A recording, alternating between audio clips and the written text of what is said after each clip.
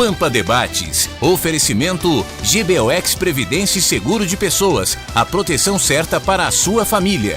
Unimed Porto Alegre. Cuidar de você. Esse é o plano. Biscoitos Zezé. Carinho que vem de família. Precisando de dinheiro extra? Faça um consignado no Banrisul. E Sescop RS. Cooperativismo. A grande força do Rio Grande.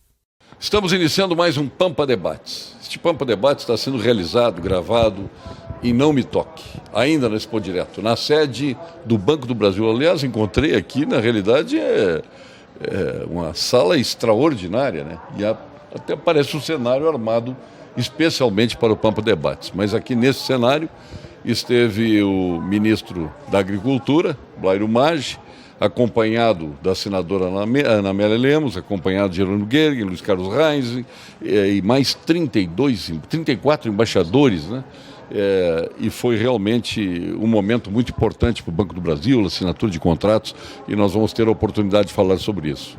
Tivemos também, na Expo Direto, nesse balanço que estamos realizando, uma audiência pública para tratar de previdência.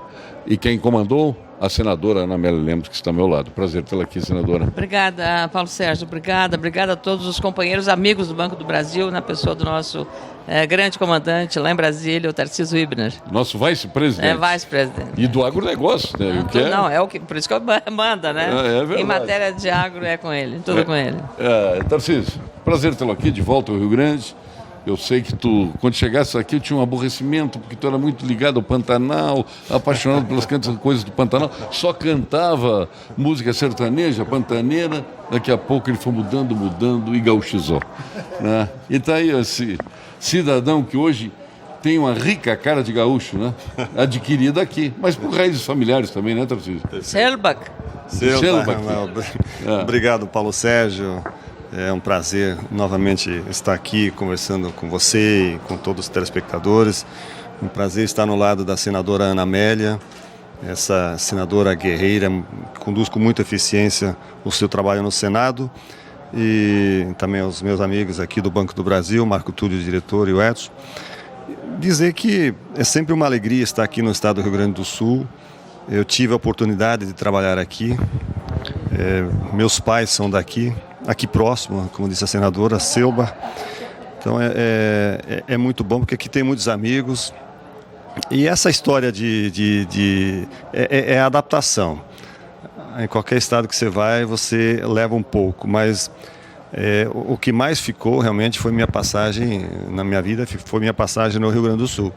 Até por essa ligação com a família, né? Todos vieram do Rio Grande do Sul. Então é um prazer estar aqui e fico feliz de poder compartilhar um pouquinho a nossa conversa aqui com você e os telespectadores.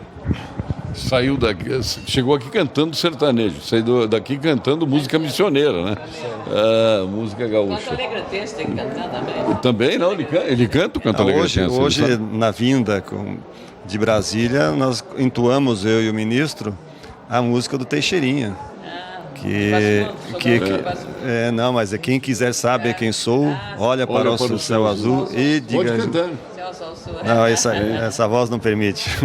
Por quê? Viva o Rio Grande do Sul, então lembramos das tradições. Barreirais, da uva vem o vinho, do povo vem o carinho, e por aí vai. Marco Túlio Moraes da Costa. Acertei teu sobrenome? Correto. Ouvi uma vez só o teu sobrenome, hein? E sei que tu és de Itumbiara, Minas Gerais. Tuiutaba, do Triângulo Mineiro. Itumbiara é Goiás. Eu confundi mais do Triângulo Mineiro. Do Triângulo Mineiro, exatamente. E tem uma rica cara de cruzeirense e atleticano. Prazer tê-lo aqui, Marco Túlio. Prazer é todo meu, Paulo Sérgio. E aqui pela primeira vez também na Expo Direto, muito impressionado com a feira. E ter a honra e o prazer aqui de estar ao lado da senadora, que tanto admiro, senadora Ana Amélia, parabéns pelo seu trabalho e nos representa muito bem lá no Senado. Nosso vice-presidente, Tarcísio, nosso superintendente aqui do Banco do Brasil. O estado maior do agronegócio do Banco do Brasil está aqui, né? O Marco Túlio é diretor de agronegócios e o vice-presidente está aqui, que é o Túlio. E qual é a impressão que tivesse da Expo Direto? A primeira vez que vens? Sim, a primeira vez, e fiquei muito impressionado com a organização da feira. Está de parabéns todos os organizadores, o Ney Mânica também mais uma vez surpreendendo. A feira está trazendo muitas novidades, muita tecnologia para o homem do campo, e a tecnologia passa a ser realmente muito utilizada no agronegócio cada vez mais, e a Expo Direto Cotrijal também tem já essa referência em ser uma feira inovadora, e ela mostra exatamente isso nesse ano de 2017. Estão todos de parabéns. Bom, maravilha. A sua opinião é importante, que também lá em Minas Gerais tem uma grande feira, né, do setor agrícola, né? Tem várias feiras, uma delas é a Expo Zebu, né, que é a mais famosa, e também é uma feira que é ligada mais à pecuária, né? Pecuária. Mas também projeta muito o agronegócio. Maravilha. A nossa direita é Edson Bindi. Também, o sobrenome bem gaúcho, né? Isso todo mundo conhece, né? Aí é o primo, onde ele vai, e a prima, não traz a prima, ele fica prometendo a prima e nunca trouxe a prima. Viu? Uma queixa minha para o vice-presidente. Edson, satisfação ser recebido aqui no Banco do Brasil. Esse programa já é uma tradição aqui, né, Tarcísio? Tem que explicar para o telespectador que a prima é a Gisele Bündchen. Olha o orgulho. Né? Se fosse outra, ele nem revelaria, né? Mas, obrigado, Paulo. Programa tradicional, né, Edson? É verdade. Eu já tenho uma participação já várias vezes. Queria te agradecer mais uma vez a oportunidade. Momento especial para o Banco do Brasil, momento especial para o agronegócio, momento especial aqui para a Expo Direto. E estou muito orgulhoso de participar desse momento ao lado do Tarcísio, ao qual tive a honra de suceder aqui no Rio Grande do Sul. Meu amigo particular, Marco Túlio, trabalhamos juntos durante 4 anos na diretoria em Brasília. A senadora Ana Amélia, quem eu admiro muito, tem feito um trabalho extraordinário representando o Rio Grande do Sul. E você, nosso particular amigo. E de público agradecer a gentileza sua, Paulo, em relação à nossa instituição, o Banco do Brasil. Para nós cessa tudo quando a música canta que o poder mais alto se levanta. O Banco do Brasil. E, obviamente, falando da feira, assim como o Marco, pela primeira vez, está aqui tendo essa impressão de uma feira que transpira a inovação, e a gente tem a oportunidade de trazer também, em nome do Banco do Brasil, novidades que o Marco e o Tarcísio irão explorar na sequência, e um evento que nós fizemos agora há pouco, com a presença do ministro, dos nossos clientes, enfim, denotando a importância da nossa instituição. E a gente tem dito por aí que realmente o Banco do Brasil, no conjunto das instituições nacionais, está na ponta da solução. Nós temos capital humano, temos vontade, temos um território para explorar fantástico, que é o agronegócio e toda a cadeia produtiva dos outros mercados no Rio Grande do Sul, e o banco não vai se furtar do seu papel nesse momento de retomada do desenvolvimento nacional. Tarcísio, qual é o significado da presença? Aliás, o ministro veio com uma delegação de embaixadores aí que impressionou a todos nós. 34 embaixadores de países de relevância, como é o caso da Austrália, dos Países Baixos, enfim. Mas isso realmente mostrou, primeiro, o prestígio do banco, o prestígio junto ao ministro, o prestígio do ministro junto aos embaixadores, trazendo a senadora, 13 deputados federais. Realmente o Banco do Brasil está de parabéns. Mas qual é o significado da vinda do ministro ao Banco do Brasil? Bom, Paulo Sérgio, o ministro, no próprio discurso, ele fez um reconhecimento ao papel do Banco do Brasil, que foi construído ao longo do tempo, um papel histórico, e ressaltou bem que o Banco do Brasil esteve ao lado dos produtores em todos os momentos. Porque nós tivemos momentos muito difíceis e recentemente. E por ser a vocação já histórica do Banco do Brasil... Aliás, quem não viveu momentos difíceis nesse país? Exatamente. Né? Eu acho que só a Cotrijal não viveu, né? Porque todos vivemos momentos terríveis. Então, dessa forma, o Banco do Brasil sempre procurou adaptar a realidade, né? Encontrando uma saída para as realidades. Recentemente, no ano de 2015, nós tivemos uma frustração de safra, principalmente no centro-oeste, norte, de milho safrinha, que nunca tinha acontecido, num volume significativo. Nós podemos dizer que nós colhemos em torno de 20 milhões de toneladas a menos no país no ano passado. E praticamente não tivemos estresse. Por quê? Primeiro, 1 bilhão e um pouquinho mais de 1 bilhão de reais nós indenizamos de seguros. Foi a indenização que o Banco do Brasil fez. Ajudou. Mas o papel principal foi antecipadamente ver a situação e encontrar soluções. Claro, como bem foi ressaltado hoje, a classe política se movimentou, ela é um balizador para trazer a mensagem de todos os recantos do país e um trabalho de busca de soluções antecipadamente e as nossas equipes atuando para que rapidamente a gente fizesse a adequação das dívidas. Então foram algumas maneiras que nós encontramos. Então existe esse prestígio, né, de o ministro vir aqui porque ele sabe da importância do setor financeiro no contexto da agricultura. Tem coisas mais importantes do que o setor financeiro.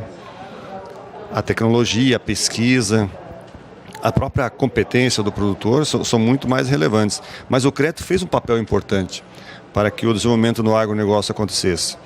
E queria frisar mais um ponto importante, que foi citado inclusive hoje aqui. Teve uma época, lógico, que numa época de dificuldades, a sociedade criticou muito o produtor rural. Mas hoje, a inadimplência da nossa carteira de agro é a menor. E nós divulgamos em dezembro menos de 1% de inadimplência acima de 90 dias. Isso parece uma coisa impossível, né? Quando se diz que a inadimplência do sistema financeiro está em torno de 3,7%, considerando todos os negócios, e do agronegócio está menos de 1%. Quer dizer, o agronegócio ajuda a baixar a inadimplência do setor financeiro. E lá no passado, a gente fica lembrando, senadora? Era o contrário. A senhora, na época, era comunicadora. Aliás, comunicadora continua sendo, jornalista, a mesma coisa. Mas lá no passado, né, nós vivíamos o contrário, né? Quem puxava para cima a inadimplência era o setor agrícola, o setor agropecuário. Né? Agora está mudando o perfil, como está revelando o Tarcísio. E hoje, quando nós divulgamos o balanço, não há mais nenhuma crítica quanto à carteira de agronegócio. No passado era muito criticada. E isso é bom, porque o que nós vimos agora? Nós vimos vários bancos interessados no agronegócio. E isso é muito bom para o produtor, mas não deixa de ser importante para o Banco do Brasil, porque faz a gente se mexer, a gente buscar novas soluções, ganha esse jogo quem for mais eficiente, que for mais ágil, que for mais parceiro do produtor. E é nesse contexto que a gente está investindo aqui no estado do Rio Grande. A gente tem uma história, a maior carteira de agro. A Caixa Econômica Federal está entrando agora forte no agro. Exatamente. Com metade dos recursos, porque o custeio do Banco do Brasil são 12 bilhões do Banco do Brasil. Né? Isso. E a Caixa são 6 bilhões.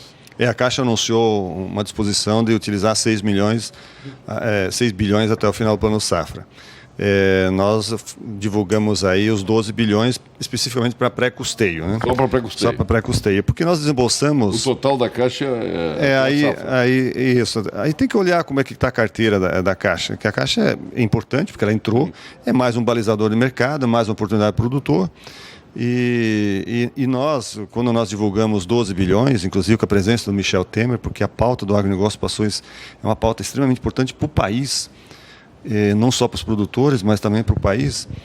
Quando nós divulgamos foi no finalzinho de janeiro, e hoje nós temos em torno de 3 bilhões de negócios feitos, quer dizer, divulgamos e imediatamente começamos a liberar.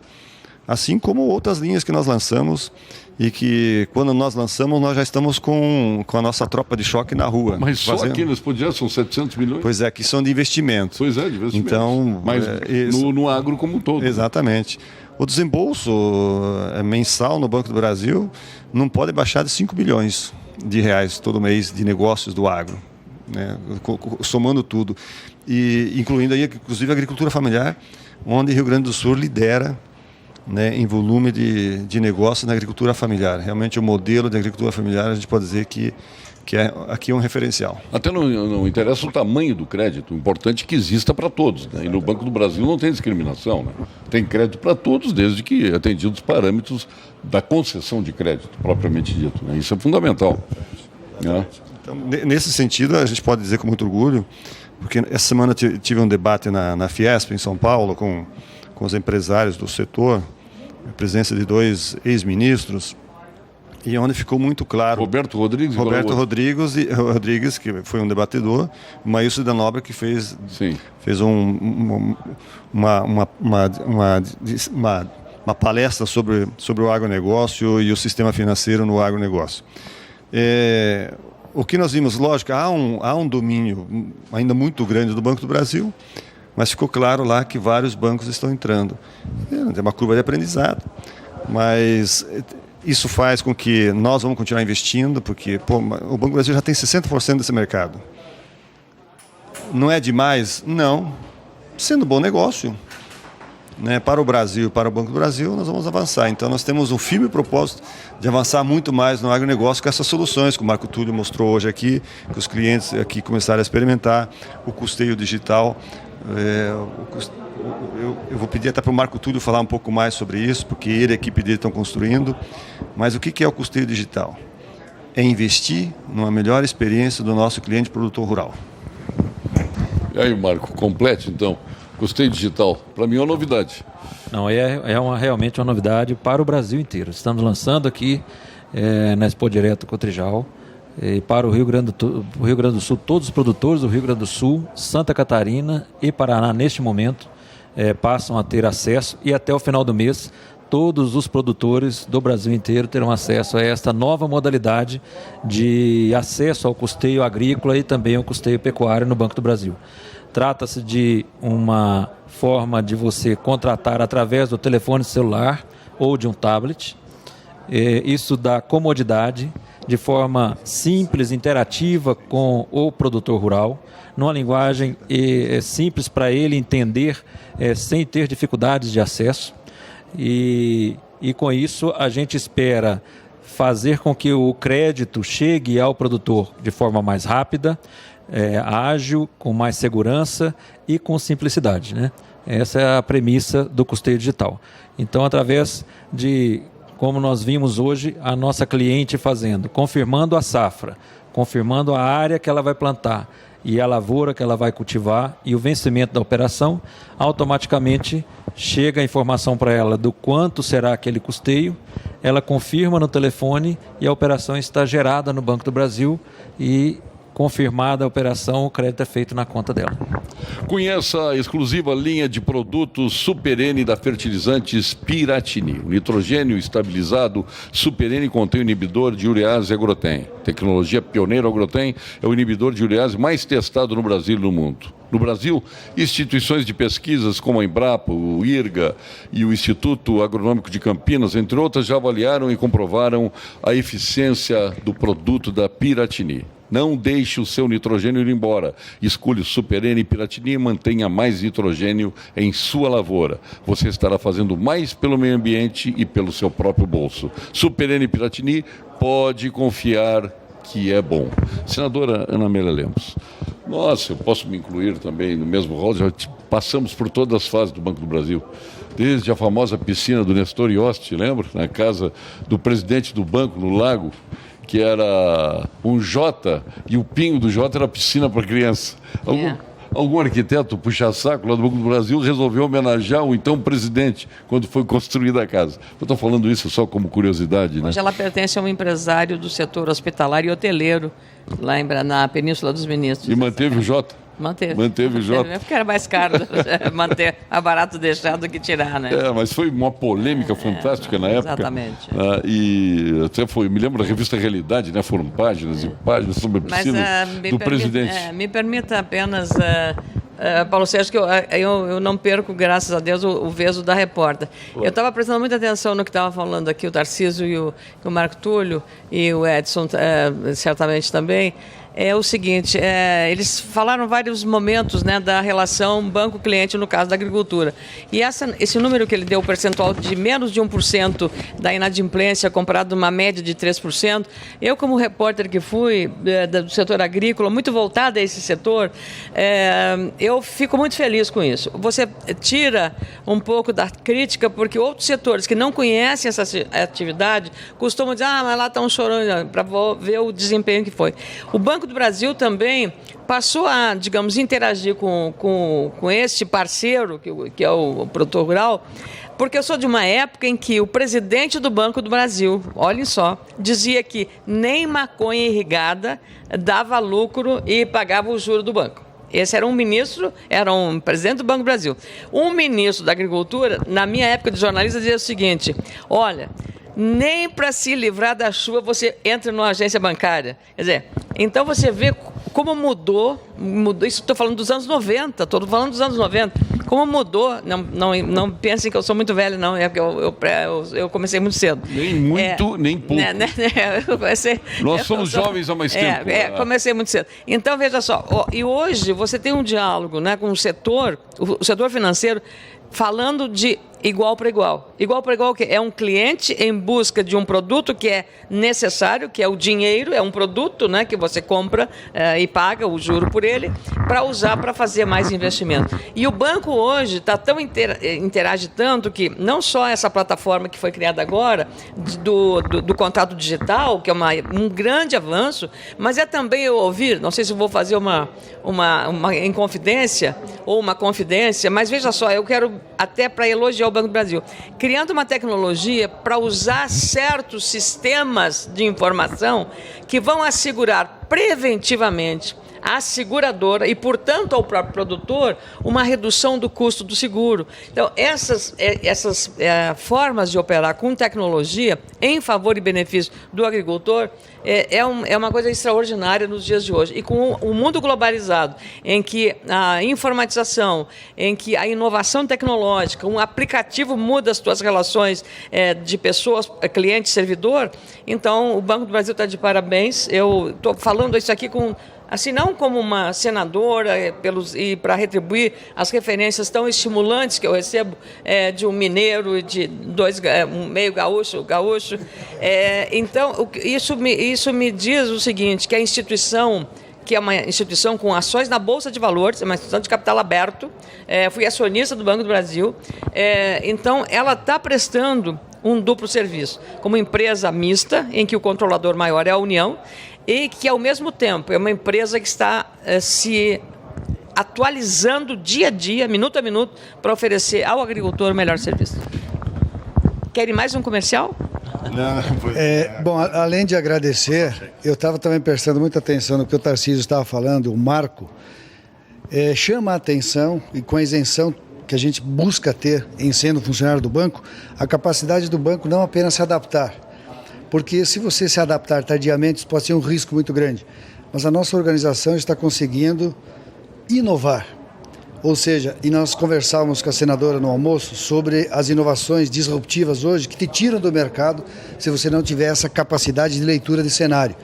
Então, é com orgulho que a gente vê a nossa cliente Teodora fazendo hoje uma proposta online através do celular, e uma instituição com 208 anos e 101 anos agora no Rio Grande do Sul, que consegue se renovar ao mesmo tempo em que continua exercendo seu papel, porque não é uma tarefa fácil. O Tarcísio falou muito bem, nós temos 60% de participação no mercado, nós temos que manter essa participação e, ao mesmo tempo, olhar para o futuro e fazer com que esse futuro não seja uma ameaça para o banco. E é uma pontinha de orgulho para nós vermos hoje o que nós mostramos para a sociedade gaúcha e o Rio Grande do Sul, mais uma vez, na vanguarda, porque aqui no Rio Grande do Sul, também é bom que se diga, cerca de 60% das máquinas agrícolas são produzidas no Rio Grande do Sul. E o Tarcísio não completou, mas eu percebi que ele iria falar, nós temos ainda, eu falo ainda porque Minas Gerais cresce muito, a maior carteira de agro do Brasil.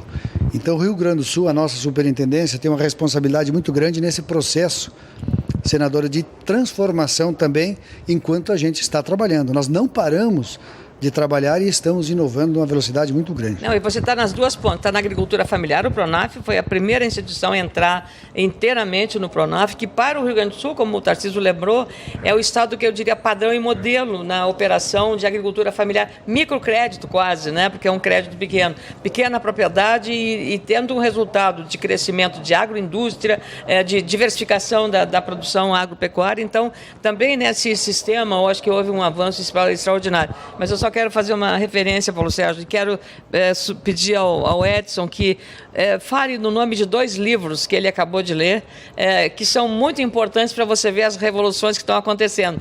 Eu acho que isso também revela a cabeça nova de gestores de uma instituição pública. Primeiro, o Banco do Brasil tinha lá atrás, a função assim do servidor público, que ele não tinha muito compromisso com o cliente, ele estava muito confortável na sua cadeira, né? Porque todo mundo ia atrás dele. dele. Agora não, é o banco que vai atrás do cliente. Então, essa já é uma mudança de comportamento. Mas ele falou de 2 livros que são muito simbólicos para revelar. Se você não tiver conhecimento disso que está acontecendo, você está fora e vai ser varrido pela tecnologia. Quais são os livros, Edson? Sim, eu tive o prazer de falar com a senadora de um livro, A Quarta Revolução Industrial, de Klaus Schwab, que nada mais nada menos é o fundador do Fórum Econômico Mundial. Nesse livro ele traça um panorama do que está acontecendo hoje em termos de mudanças na área tecnológica, comparando essa revolução, inclusive, com a Revolução Industrial.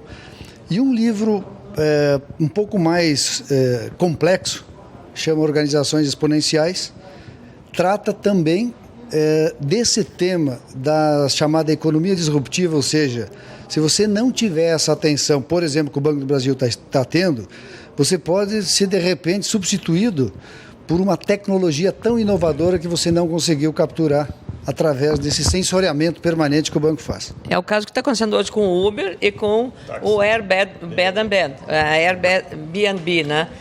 Então, isso é a prova de que essa revolução é muito rápida. Exatamente. Esse último livro que citou, ele começa inclusive com o modelo da Kodak, o exemplo da Kodak. Sim, que era maior. Que alguém levou a ideia de que aquele modelo poderia ser ultrapassado, poderia haver uma inovação dentro da própria Kodak, mas os executivos não deram muita importância. E em pouco tempo a Kodak sumiu do mercado. Então, que era uma empresa de 100 mil funcionários. Esse é o exemplo mais contundente que se tem aí a respeito de não acompanhar a evolução. Da autossuficiência, né? Da autossuficiência, é verdade. E essa reflexão a gente faz constante. Nós temos no banco uma sala de guerra com vários temas. Um deles é a revolução digital. Assim, onde a gente está olhando assim, o que será banco amanhã, com todas essas soluções? Amanhã. Hoje já, né, senadora? Sim, amanhã. Com todas essas soluções que estão aí, que podem aparecer. Então, uma coisa é o desaparecimento das agências bancárias. Então, exatamente assim, haverá necessidade... Eu até me lembro, vou citar um concorrente aqui, o Safra já pensou nisso há 30 anos atrás. O Safra foi o banco de agência única em cada estado, né? E quem saía era o executivo, né? Exatamente. Isso aí está mudando muito. E eu até brinco, os bancários agora, quando fizeram a greve, eles acabaram provando em mais de 30 dias de greve que são desnecessários, né? Tinha uma coisa absurda. As pessoas não deixaram de viver, não deixaram de receber seu dinheiro.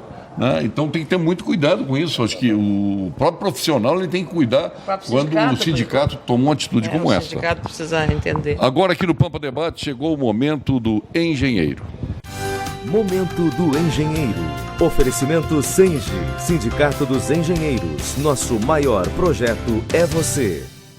O Senge esteve presente na Expo Direto, sempre em parceria com a Rede Pampa. O Sindicato dos Engenheiros do Rio Grande do Sul inova cada vez mais e por isso que não para de crescer, tanto no número de associados quanto na representatividade e na valorização das carreiras dos engenheiros de todo o estado. Quer um exemplo disto? O Senge criou o Proquali, Programa de Qualificação Profissional, que oferece cursos de pequena e média duração em praticamente todas as regiões e todas as áreas da engenharia em parceria com o IMED e com a Unicinos. O Senge oferece cursos de especialização nas áreas de gerenciamento de obras, engenharia de saneamento, especialmente para a engenharia agronômica. Profissionais de todas as modalidades ligados ao meio rural têm acesso a esse curso. Nós queremos enfatizar que as inscrições estão abertas e, claro, o sócio do Senge tem desconto especialíssimo. Informe-se pelo portal do Senge, www.senge.org.br. Sindicato dos Engenheiros, nosso maior projeto é você. Senadora, quero entrar na questão da Previdência, que preocupa todos nós brasileiros. Eu me preocupo muito mais como sociedade, não com os benefícios que possa ter eu, meus filhos ou minha mulher na aposentadoria, mas com aquilo que a sociedade pode pagar, pode conceder, porque são hoje 2 contrassensos e 2 disparates. Cada vez as pressões junto aos parlamentares são maiores, o corporativismo acaba influenciando diretamente no parlamentar, as leis são aprovadas, cada vez mais benefícios, cada vez as pessoas se aposentando mais cedo e cada vez com mais, vamos dizer assim, a falta de atividades, porque as pessoas ficam presas à estabilidade quando se fala em serviço público, e em outros casos se aposentando precocemente na mais tenra idade profissional.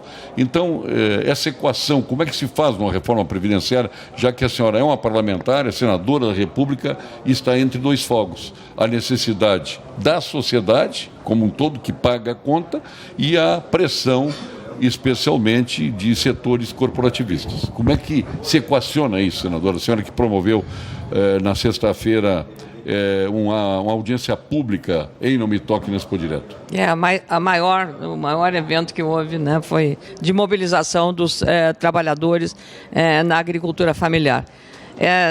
Paulo Sérgio e os amigos do Banco do Brasil, que são servidores, vou dar o caso do Banco do Brasil. Eles são aposentados, têm a aposentadoria do INSS, mas o Banco do Brasil tem a Previ, que é uma aposentadoria complementar, que é um fundo de pensão em que lhe ajuda a, quando ele se aposenta, a ter uma aposentadoria melhor. Mas ele contribui para isso. É um adicional. Como eu, na empresa que trabalhei, e continuo tendo fundo, porque o fundo fica no seu nome, fica lá, eu continuo tendo, meu patrimônio está lá no fundo, e eu continuo deixando lá dentro. Não preciso utilizar esse, porque ele só pode ser usado em algum determinado. Então, veja, já existe o mecanismo da previdência complementar, assim chamado, no setor privado e setor público também. No caso, nós estamos olhando muito mais o regime geral da Previdência Social, o INSS, e estamos deixando de enxergar, talvez, aqueles setores em que o gasto é muito elevado e a força política é maior.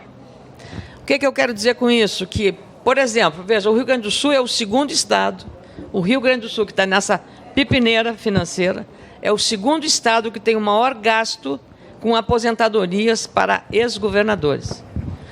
Um governador fica 4 anos no mandato, porque no Rio Grande do Sul nenhum se reelegeu desde que as eleições foram permitidas em 2 turnos e então nenhum se reelegeu. Então, um governador fica 4 anos no mandato.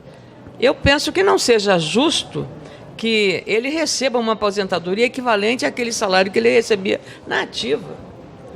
Esse é o problema que nós temos que abordar. Não que o problema da aposentadoria dos ex-governadores do Rio Grande do Sul vá resolver os outros problemas. É que isto, somado a outras categorias que você tem no setor público, seja nos estados, seja na União, você vai enfrentar as mesmas questões. E aí você quer criar um regime diferenciado para militares, que talvez lá não seja o grande problema, ou dos agricultores, outro problema. Então, acho que nós estamos focando a questão da Previdência não nos reais gargalos ou problemas existentes em relação a isso. Acho também que um governo de transição entrar numa reforma com esse grau de sensibilidade social, porque está todo mundo desesperado pela falta de capacidade do governo na comunicação, Paulo Sérgio. Você é um comunicador, eu também. O governo está errando, perdeu a batalha da comunicação. É um governo de transição, portanto, aquela legitimidade que dá um empoderamento institucional e político para que, em nome daqueles eleitores que o puseram pelo voto direto no poder, ele não tem esse poder, esse capital e esse patrimônio político e institucional para fazer uma reforma com esse grau de profundidade. Resultado, penso que a Câmara vai, se sobrar alguma coisa da reforma original, quem sabe 30%, 40%. E quando chegar no Senado vai ter mais alterações. Então, o que nós fizemos aqui em relação a isso é coletar a agenda que tem, porque não adianta chegar, como o menino me perguntou, você é a favor dos 65 anos para uma, para uma. Por que eu vou discutir essa idade se nós nem sabemos o que vai sair da Câmara? Então, o Senado, quando receber a proposta que finalizou na Câmara, e hoje todos os parlamentares, além desse aspecto que eu falo da legitimidade do governo de transição, que é o que está no poder, vocês também têm que ter em mente que há uma pressão externa sobre o Congresso, porque o ano que vem tem eleição. Então, você também está entre dois fogos em função dessa pressão que vem de fora. Eu assinei 2 CPIs, a CPI do Senado e uma CPI mista, para investigar exatamente as causas. Mas a senhora leu tudo que assinou? Eu sempre leio. eu sempre leio exatamente para evitar que você... Bom, isso aqui vale. Às vezes eu assino não concordando com o mérito. Assino por entender que o debate é relacionado a um tema que precisa ser enfrentado. Mas eu não concordo com o mérito. Já digo, assino lá. Não retiro minha assinatura de nenhuma CPI. Eu acho que isso é uma coisa importante. E digo também que, em relação à reforma da Previdência, ninguém vai botar canga no meu pescoço para votar dessa ou daquela maneira. Eu vou votar conforme o que eu entender que precisa ser feito, mas sempre negociado com os setores mais afetados, que são os aposentados, seja do regime geral de previdência, sejam das outras categorias. Então, todo mundo está preocupado. É o poder do judiciário, o Ministério Público, as carreiras de Estado todas, porque tem um tratamento diferenciado, há uma preocupação geral. Então, tratar esse tema ao mesmo tempo com todas essas corporações realmente é um desafio muito grande. Reformas necessárias. O que precisa ser feito, Paulo, não há dúvida, mas esperou-se muito tempo para fazer uma questão. E agora, por exemplo, que há uma recessão, felizmente estamos melhorando um pouco os sinais de recuperação, mas numa recessão você tem um aumento do número de desempregados. Então você reduz a receita da Previdência com aqueles desempregados. E a sua despesa, não é despesa, o gasto que você tem no pagamento das aposentadorias mantém-se no mesmo nível ou até aumenta, porque as pessoas vão envelhecendo e a cada ano tem pessoas buscando a sua aposentadoria. Então, esse é o grande dilema que o Brasil tem. Agora, se ele não enfrentar isso de maneira equilibrada, de maneira séria e de maneira muito, digamos, politicamente legítima, não haverá condição de sair uma reforma adequada. Eu sou muito pragmático, acho, nas coisas que precisam ser decididas. Eu acho que tinha que fazer uma reforma radical na Previdência. Mas outro dia um telespectador me mandou um WhatsApp no programa que me sensibilizou. Ele disse que estava com 68 anos de idade, já poderia ter se aposentado. Ele não quer se aposentar, acho que o trabalho dele é fundamental, por ele trabalharia até 80 anos de idade, ou mais. Só que ele disse, como é que querem que eu trabalhe mais se eu saio de casa correndo risco de vida, pego o ônibus entupido, sem ar-condicionado, desço numa parada de ônibus, vou para o meu trabalho correndo risco de vida, quando preciso de um médico não tem, é um sufoco para tudo.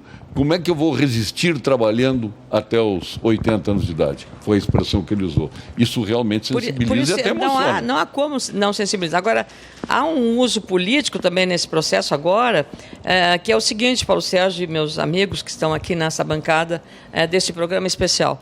É o seguinte, durante o tempo em que o partido que deixou o poder no ano passado foi oposição, mas bateu mesmo, firme, violentamente, no fator previdenciário, que foi criado um instituto pelo governo Fernando Henrique Cardoso, numa reforma tentada naquela época, nos anos 90, que foi o fator previdenciário. O país reivindicava $100 de salário mínimo. Bom, o que aconteceu? O fator previdenciário, o que era o fator? Era dizer o seguinte, aplicava-se um redutor de 20% sobre o salário do trabalhador na ativa quando se aposentava. Nenhum país do mundo a pessoa sai com o salário integral que está na ativa para aposentar. Nenhum país. Só nas carreiras públicas. Nas carreiras públicas. Aí é que está o outro problema. Então, qual é a diferença? Cidadãos de primeira e segunda classe, que nós temos no Brasil. Então, o que aconteceu? Houve esse mesmo partido que durante o tempo todo bateu no fator previdência, ficou 13 anos no poder e não mexeu uma palha, uma vírgula do fator previdenciário, se ele era tão mau. Lembro um outro fator. O governo em 2011, foi quando eu cheguei no Congresso, eu estava defendendo os R$610 de salário mínimo, que era o Serra, que eu estava apoiando a candidatura. E ele propôs um valor bem menor, 500 e poucos reais, para o salário mínimo. A partir de 2011, nunca mais o Congresso tomou conhecimento ou participação na discussão sobre o salário mínimo. Era tudo por decreto, nesse 2011. E aí, naquele momento, foi me pedido que eu ajudasse a prova. Eu não posso votar contra aquilo que eu até ontem defendia em relação a essa questão do fator.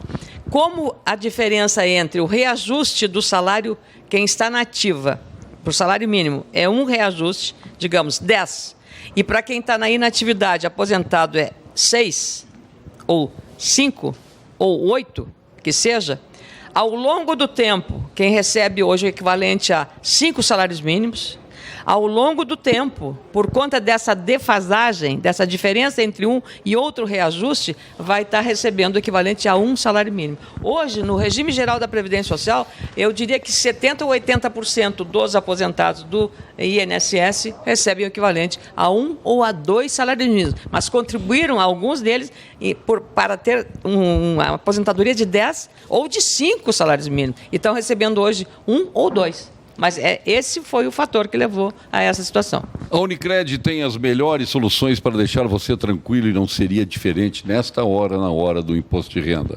Conte conosco para antecipar o valor da restituição ou financiar o pagamento do imposto de maneira prática, viu? Edson, Tarcísio e Marco Túlio. A Unicred está à disposição de vocês. Na sua declaração, use o 136, o número da instituição financeira cooperativa que dá mais valor para sua tranquilidade. Unicred, mais valor para você. Nós temos crises no Brasil de toda ordem. Nós temos crise, e não me diga que não tem crise institucional, tem crise financeira, tem crise política, tem crise institucional, né? Ela, a todo momento, ela se revela mais ou menos forte, mas ela está aí, ela está latente, né?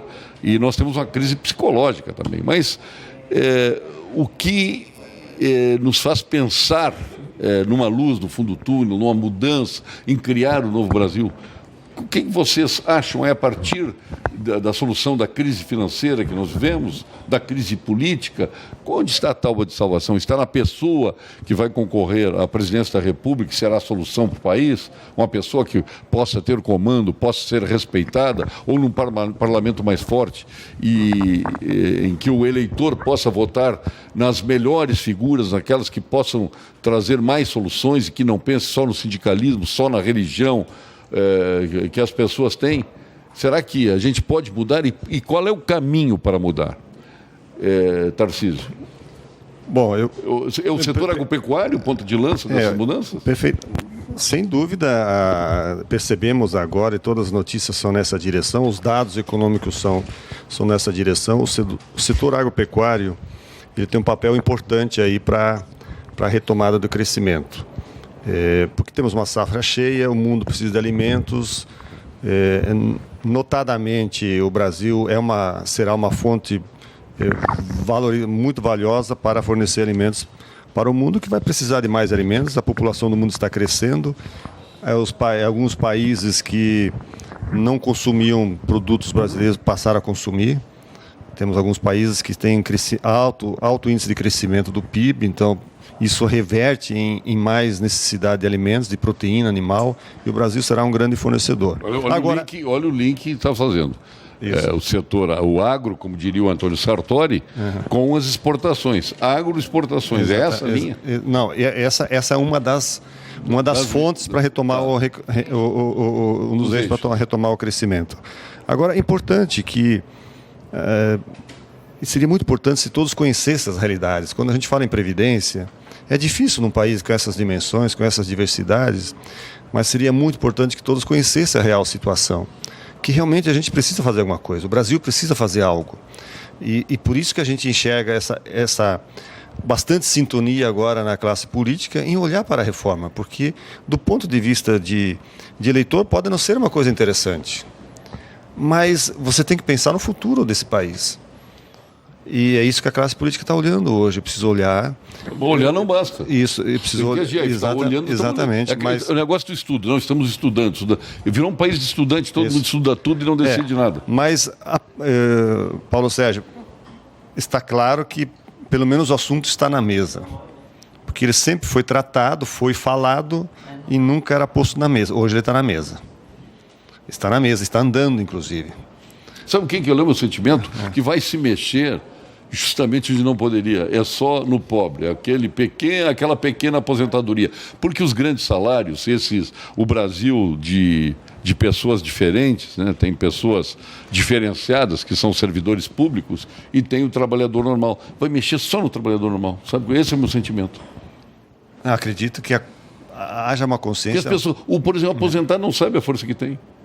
Ele não tem uma liderança que coloque nas ruas e exerça poder de pressão em cima dos parlamentares. E, em compensação, quando pensa em mudar o 12º, desembarca na Assembleia Legislativa, presidente do Tribunal, Procurador-Geral de Justiça, esses poderes paralelos.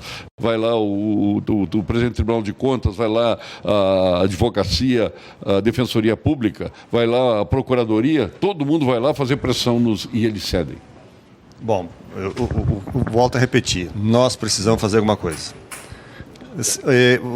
Quando você olha os dados, e contra a matemática não adianta discutir, quando você olha a matemática, em mais alguns anos será um caos, aí não terá dinheiro nem para pobre nem para rico para pagar a Previdência, né? Então aí sim, seria o fim. Então eu acho que tem que se fazer um bom debate. Está sendo tirado do tesouro. Isso, ter um bom debate. E eu acredito muito em saídas. Quando as pessoas sentam para conversar, ver, todo mundo tem que ceder, de preferência que cedam menos aqueles que mais precisam, evidentemente, que nem tem condições de ceder. Tarcísio, mas todo mundo... achas que, como disse a senadora, um dos pilares, né, da mudança do Brasil começa pela essência da nossa economia, que é o agro, vai às exportações, depois passa pelas reformas, onde uma das principais seria a reforma da Previdência. É por aí, mais ou menos. Exatamente. A reforma da Previdência já está madura para acontecer, já passou do tempo de acontecer. Ela vai até cair, porque é evidente, tão madura que tá. É evidente que, Paulo Sérgio, tudo fica mais fácil quando o país está crescendo, quando você dividir um bolo grande é mais fácil do que dividir um bolo pequeno. Claro. Para a mudança, o agro é uma alavanca fundamental. Mas eu queria explorar um outro aspecto. Há 20 anos não existia a Expo Direta. Há 20 anos o Brasil era muito diferente.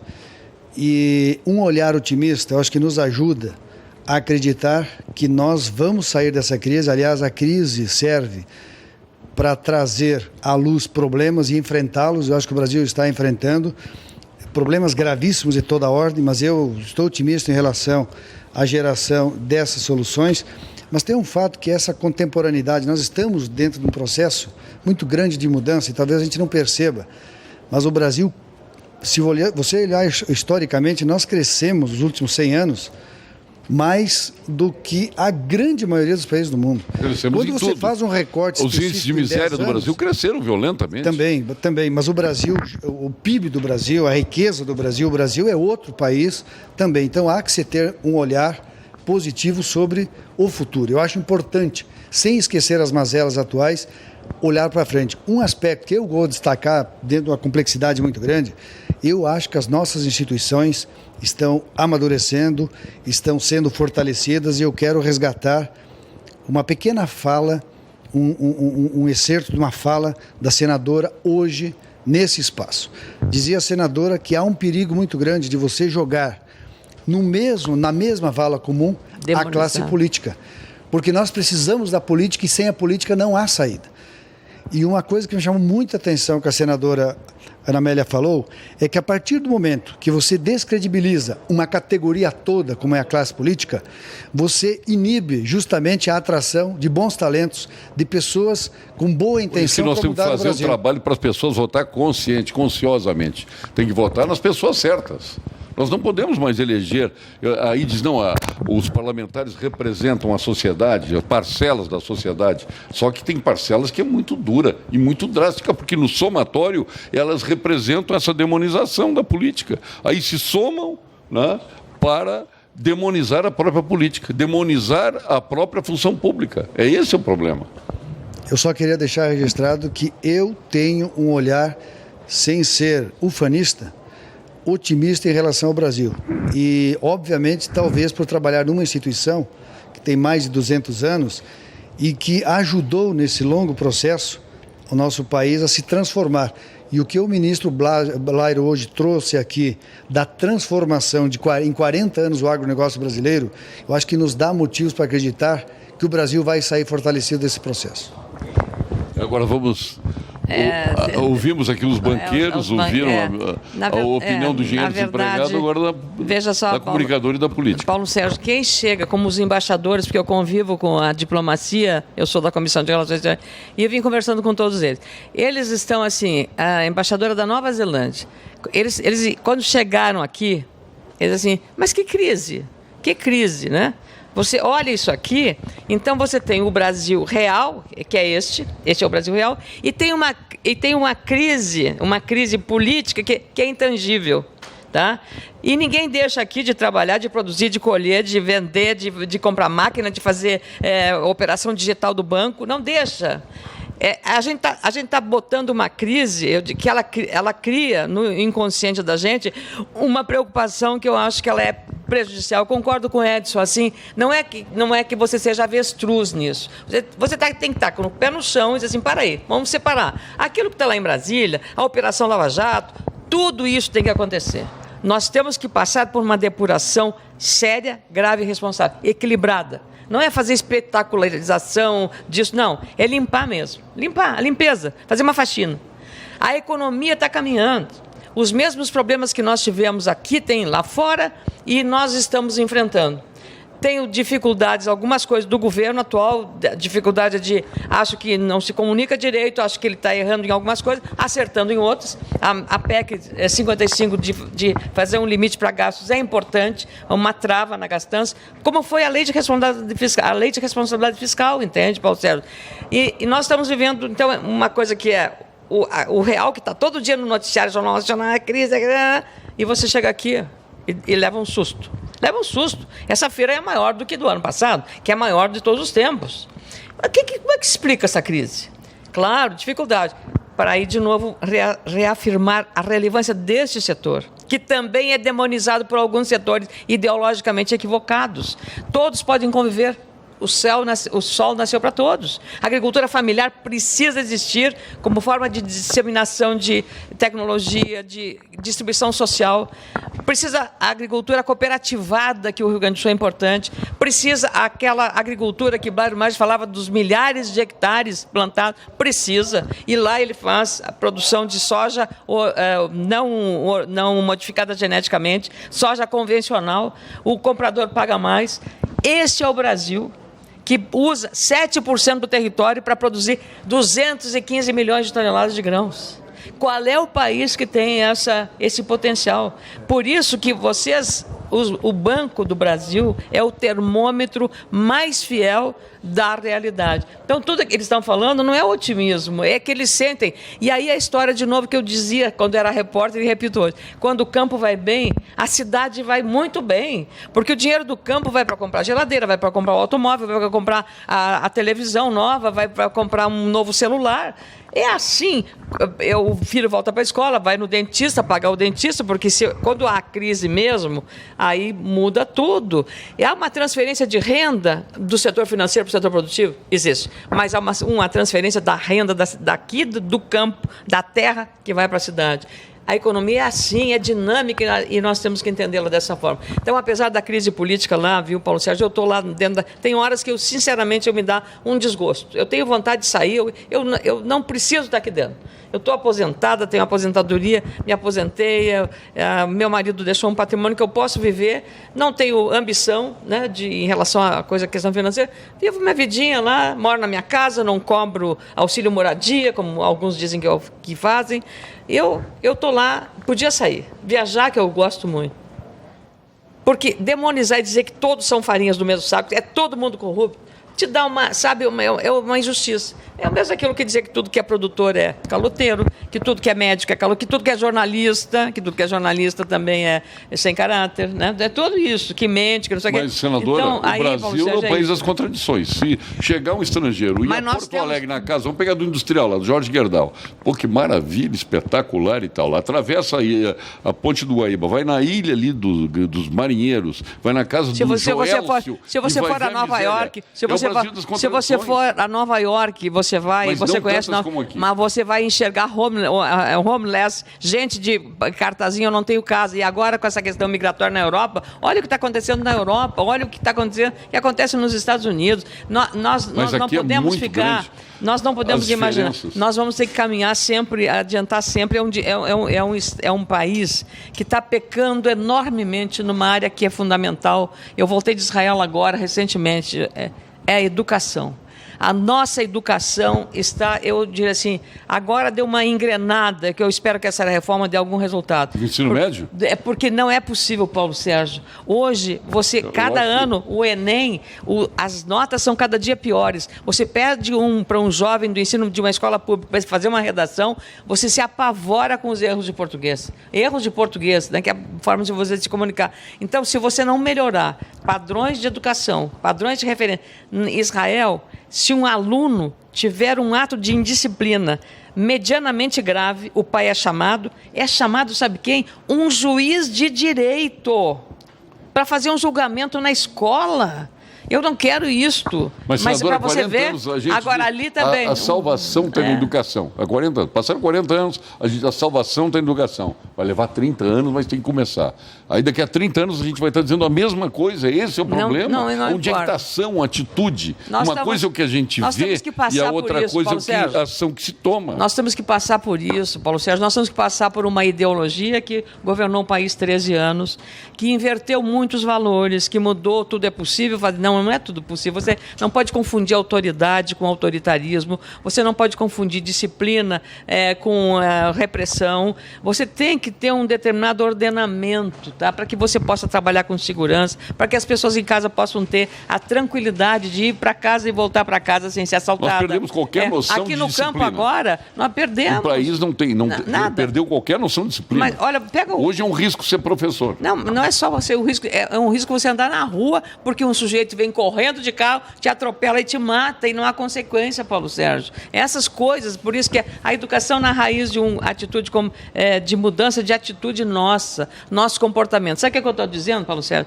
Então, terceirizando a ética. Vamos agora à mensagem. Todo o Poder Judiciário. Vamos à mensagem do nosso CREA, Conselho Regional de Engenharia e Agronomia. Valorização e defesa da área tecnológica. CREA-RS, em Foco. Atualmente, o Conselho Regional de Engenharia e Agronomia do Rio Grande do Sul, o CREA-RS, possui mais de 70 mil profissionais registrados, engenheiros, geógrafos, agrimensores, agrônomos, meteorologistas, geólogos, tecnólogos e técnicos de nível médio. E assim o Conselho atua em todo o estado com 44 inspetorias para fiscalizar o exercício profissional, coibindo atividades técnicas de pessoas não habilitadas e garantindo a segurança da sociedade nas obras e serviços de engenharia. Acione o nosso Disque Segurança pelo telefone 0800 510 2563. 0800 510 2563. CREA-RS, valorização e defesa da área tecnológica. E de imediato vamos ao ponto final, com FG, Business School e a nossa Gimo.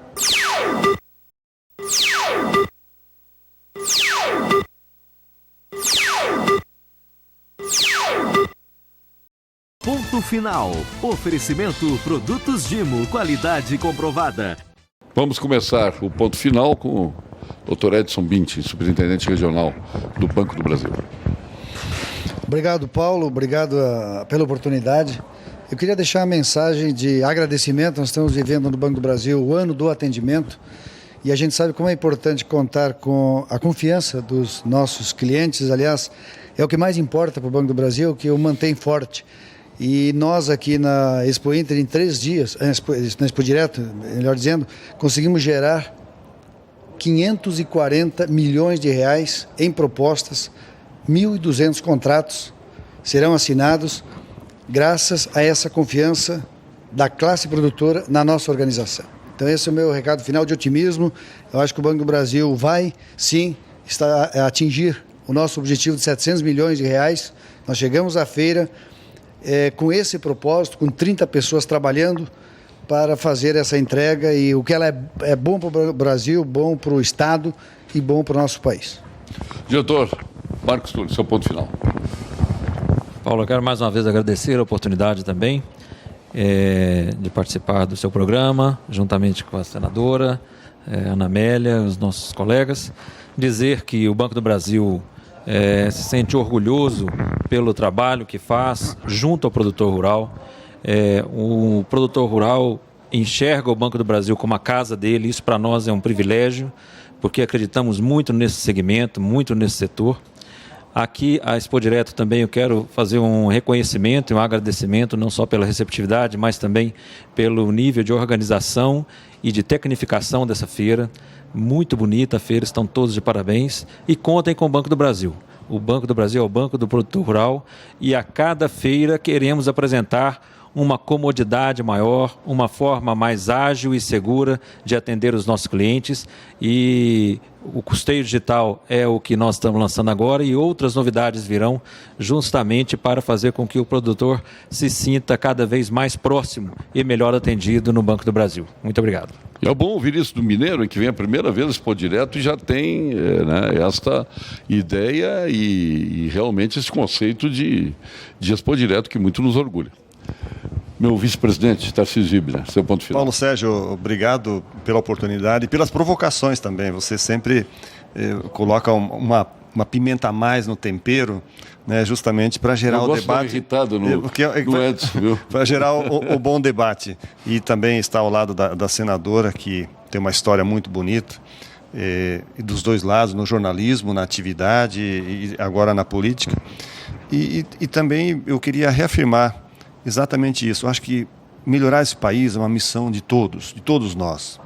E eu queria aqui reafirmar um compromisso de que a sociedade conte com o Banco do Brasil. O produtor, as produtoras, os empresários, os assalariados, procurem o Banco do Brasil, porque não existe outra maneira de nós crescermos nesse país se nós não andarmos juntos. E o Banco do Brasil sempre está ao lado para oferecer soluções. Não só no campo, porque no campo a gente tem uma história, longa história, e podemos contribuir muito mais. Mas na experiência de cada um que precisa de uma instituição financeira. Quando nós elegemos esse ano, o ano do atendimento, a gente pensou na experiência do cliente. Nós não gostaríamos que um cliente ficasse tempo em fila no banco. Então estamos colocando soluções tecnológicas à disposição. Não gostaríamos que nenhum cliente saísse satisfeito de uma agência. Então, todos os nossos gerentes estão orientados nesse sentido. Então, qualquer situação, qualquer demanda, procurem um gerente do Banco do Brasil que estará à disposição em qualquer canto desse estado ou do país. E dizer que nós temos essa missão de gerar resultados para a nossa empresa, mas temos uma missão de gerar resultados para esse grande Brasil. E para sair de uma crise tem uma coisa básica. Todo mundo tem que trabalhar mais. E nós estamos fazendo isso. Nós vamos trabalhar muito mais, porque eu sei que amanhã depois, os frutos dessa colheita, nós vamos ter muito orgulho deles. Então, obrigado mais uma vez por essa oportunidade. Grande Tarcísio Zibner. Senadora Ana Amélia Lemos. Já que a gente está falando do Expo Inter, eu lembrei agora do que falou o Tarcísio, também o Edson e o Marco Túlio, sobre a questão crise e a situação, e como ultrapassar a crise, né? Assim, boi lerdo bebe água suja, né? Se você esperar a crise passar para depois fazer as coisas, você está ferrado, vai beber água suja. Então, e o outro vai beber água limpa porque o mais esperto chega primeiro. Então, já que estamos aqui... É o mundo dos mais rápidos. É um dos mais rápidos. Então, para mim, o mundo hoje não está dividido entre esquerda e direita, mas entre rápidos e lerdos. Eu acho que é isso que faz a diferença, porque a feira é esse grande sucesso. E eu queria agradecer, Paulo Sérgio, sobretudo assim, a comunicação que você faz. Como disse bem o Tarcísio, você é um provocador. Eu acho que a provocação é que cria esse ambiente mais democrático para você expor as suas ideias. Eu acho que esse plural do debate é o que dá uma consistência maior à democracia. E eu continuarei trabalhando lá no Senado Federal, porque eu acho que nós temos muito mais condições de fortalecer as instituições, o Congresso Nacional. Está funcionando mal, mas mas a democracia. E esse valor é muito importante. O Poder Judiciário, o Ministério Público, Polícia Federal, essa Operação Lava Jato, questão do foro privilegiado, sou uma defensora dessas causas e vou continuar, porque eu tenho a convicção de que o Brasil será diferente quando encerrar este processo. Quando que você imaginaria, e essa para mim é a lição mais otimista que temos, quando você imaginaria no Brasil que um empreiteiro do tamanho de um presidente da Odebrecht pudesse estar na cadeia há tanto tempo? Antes só, pobre ou ladrão de galinha que não tinha advogado estaria na cadeia. Eu acho que esta realidade deve nos estimular a dizer, sim, o Brasil está mudando e está mudando para melhor, porque está se fazendo justiça e está se, com isso, também dando didaticamente uma lição para quem quer fazer corrupção na política, juntando-se a maus empresários. Então, Paulo Sérgio, vamos ver por esse olhar. E eu aposto que as instituições vão se fortalecer ainda mais e também a democracia. Mas, por favor, não botem todos os políticos num cesto só, porque aí será uma injustiça e faz um mal para o país. Obrigada. Eu fico me lembrando aqui do representante do Marcelo Odebrecht aqui no Rio Grande do Sul, Alexandrino Alencar, que era paparicado esse homem aqui, era uma coisa de louco. Tratavam ele na palma da mão, né? Bom, sinais dos tempos, né? E bons tempos. Bons tempos estamos vivendo. Precisamos passar o Brasil a limpo, né? Eu acho que essa vassourada que está sendo dada, ela é preponderante. Edson Bintti, muito obrigado. Tarcísio Ibner, grato aí pela recepção aqui no Brasil. Senadora, Marco Túlio, muito obrigado aí pela presença de todos aqui no Pampa Debates. Agradecendo esses momentos agradáveis que passamos na Expo Direto, esse balanço aqui foi um balanço final, até tendo a impressão de pessoas que não tinham vindo à Expo Direto, como o Marco Túlio, que saiu daqui maravilhado. E nós também, quando eu cheguei sábado aqui, o Neymar que me disse, Paulo Sérgio, é a mais linda de todas as feiras. Ainda não dava para avaliar o desempenho. E nós tivemos sábado aqui, tivemos domingo aqui, e ali já se constatava que era mais linda. E, obviamente, a mais linda se tornou a melhor, a mais eficiente de todos os tempos, como disse o Edson Bintti aí. Obrigado a todos. Retornaremos sempre de segunda a sexta-feira, nesse horário, com mais um Papo Debates. Até lá.